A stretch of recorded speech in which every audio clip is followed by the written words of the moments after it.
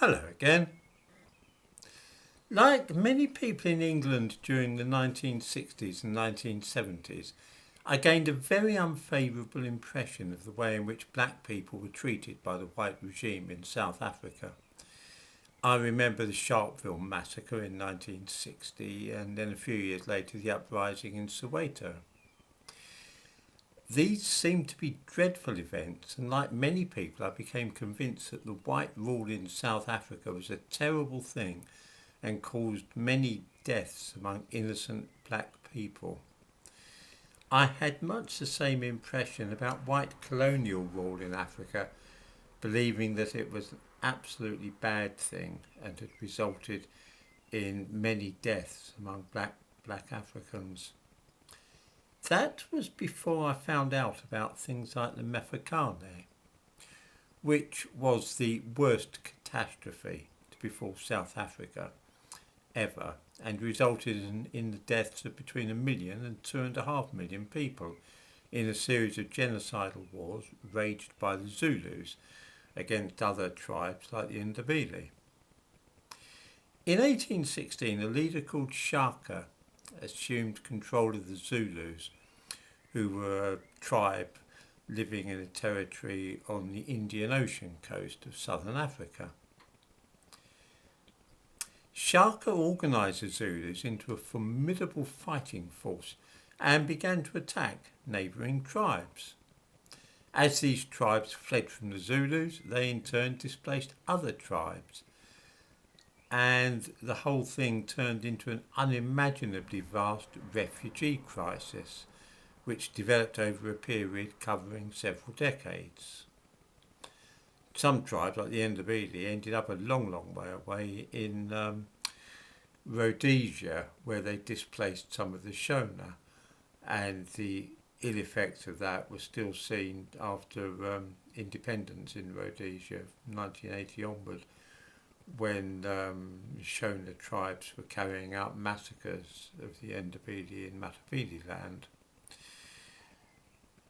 We sometimes assume that genocide, waves of refugees and starvation in Africa were all somehow connected with the wicked white colonisers, but that's not at all true.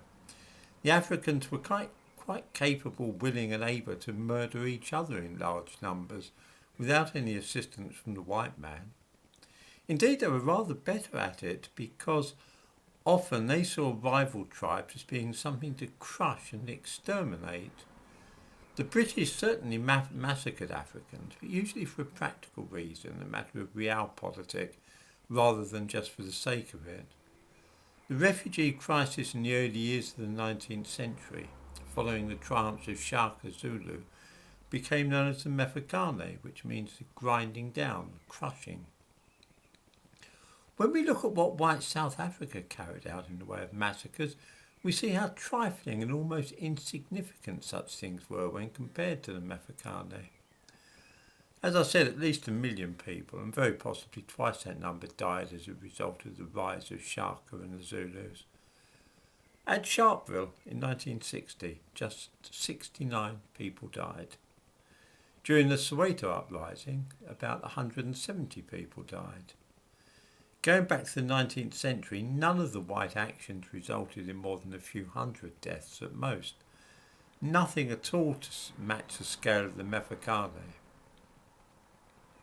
Still thinking about the deaths caused by black Africans in Africa, rather than by white colonialists, remember the Biafran War between 1967 and 1970.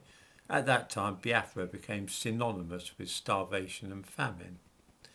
An estimated 2 million Igbo starved to death, in addition to the 100,000 or so killed by direct military action. Another 3 million people were displaced from their homes. It was one of the greatest humanitarian disasters ever seen in Africa. It's important to remember such things because it enables us to keep in perspective the claims that the evils of the British Empire and other colonial powers were so great. Britain did far more good than evil in Africa over the century and a half that she ran colonies there. True, there were atrocities such as those carried out against the Kikuyu tribe during the Mau Mau uprising in Kenya. But again, we're talking small numbers compared with what the Africans themselves did. A few thousand compared to the millions in the Biafran War or Mfecane. I honestly don't think that Britain has too much to reproach itself with when it comes to its dealings with Africa. And I think that we were, most of us in Britain, wrong-headed and foolish to support the ANC against the white regime.